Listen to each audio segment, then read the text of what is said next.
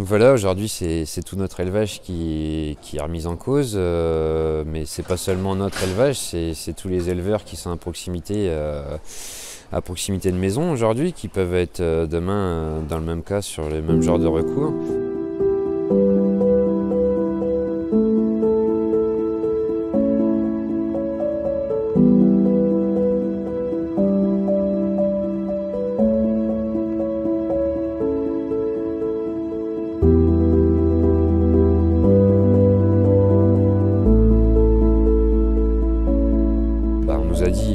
La population a dit qu'elle voulait pas de grosses fermes industrielles au milieu de nulle part, comme la ferme des 1000 vaches. C'est pas à nous de juger si c'est bien ou mal, mais en tout cas la population n'en veut pas.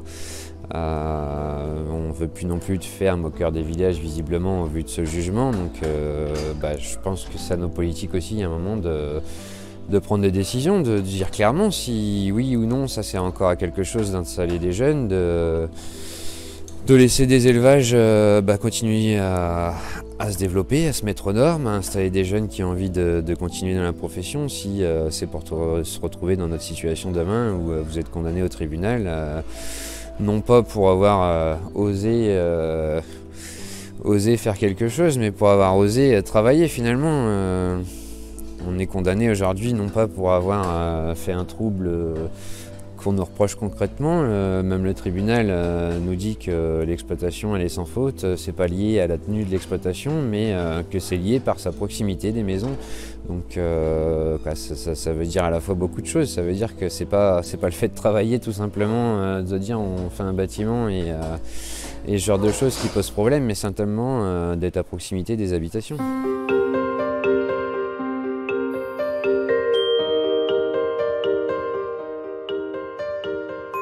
Nous sommes en justice depuis 2010 par un collectif de 6 riverains qui donc reproche à ce bâtiment où on est aujourd'hui du bruit, des odeurs et des mouches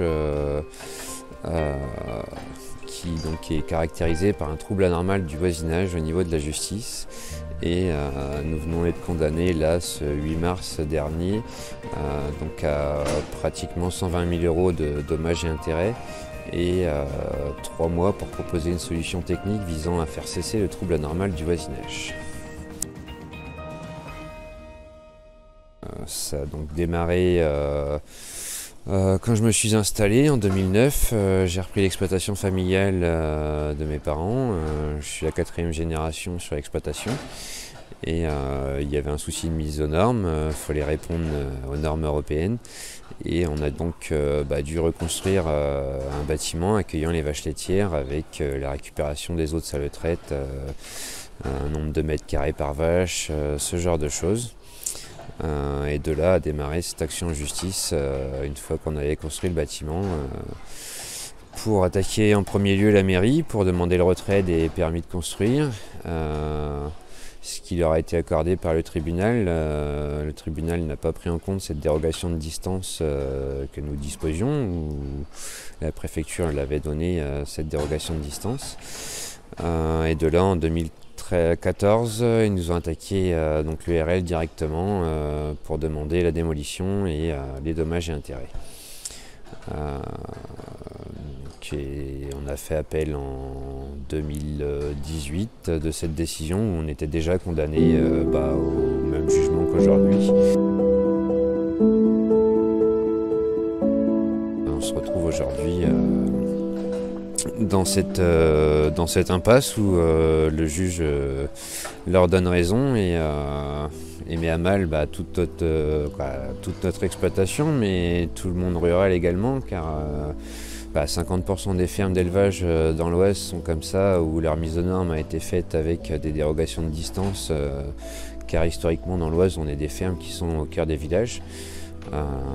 C'était pas un agrandissement, une expansion ou ce genre de choses, c'était une construction qui a été faite pour répondre aux normes européennes, comme beaucoup l'ont fait. Et si moi ma construction est devenue reconnue par le tribunal causant des troubles anormaux du voisinage, c'est que demain un agriculteur qui est dans la même configuration avec des maisons qui sont relativement proches de ces bâtiments peut être confronté à exactement la même chose.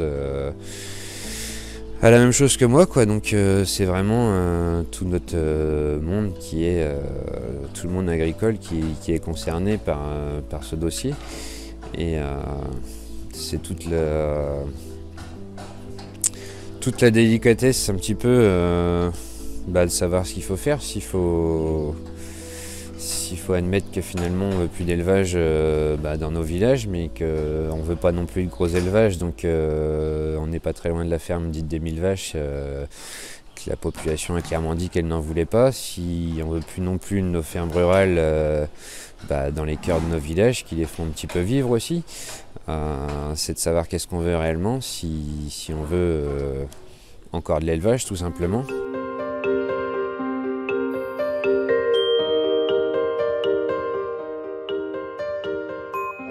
On étudie, nos avocats étudient parce que nous on n'a pas la compétence, savoir si un dossier, un pourvoi en cassation serait éventuellement envisageable, et pour pouvoir défendre à la fois notre dossier, mais aussi défendre notre monde rural, défendre nos exploitations d'élevage. Donc c'est en cours d'analyse, et ensuite j'ai 3 mois pour proposer des solutions visant techniques visant à faire cesser le trouble anormal du voisinage. Au jour d'aujourd'hui, hormis retirer les bêtes du bâtiment, je ne vois pas trop ce que je peux proposer d'autre. On avait mis énormément de choses en place lors de la construction. Donc que ce soit le régulateur sur la salle de traite pour vraiment atténuer au maximum le bruit, que ce soit la fosse qui est sous le bâtiment qui récupère les eaux de salle de traite pour éviter qu'elle soit dehors et qu'elle émane plus d'odeur. Tous les cornadis sont anti-bruit. On a vraiment essayé de tout faire, on a même fait plus que ce qu'on nous a demandé. On a un système où on récupère tous les eaux de pluie pour pas. On est déjà sur un point haut, donc c'est de l'eau qui ruisselle forcément quand il y a des fortes pluies. On avait fait cette fosse de 150 mètres cubes où on récupère les eaux de pluie pour les redistribuer aux bêtes une fois filtrées et traitées. On ne voit pas trop ce qu'on peut proposer de plus aujourd'hui au tribunal pour faire cesser ce soi-disant trouble anormal du voisinage.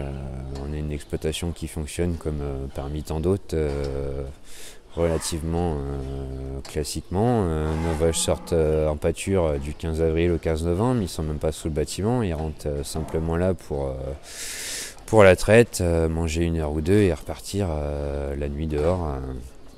Ensuite, donc on n'arrive pas à comprendre cette décision du tribunal.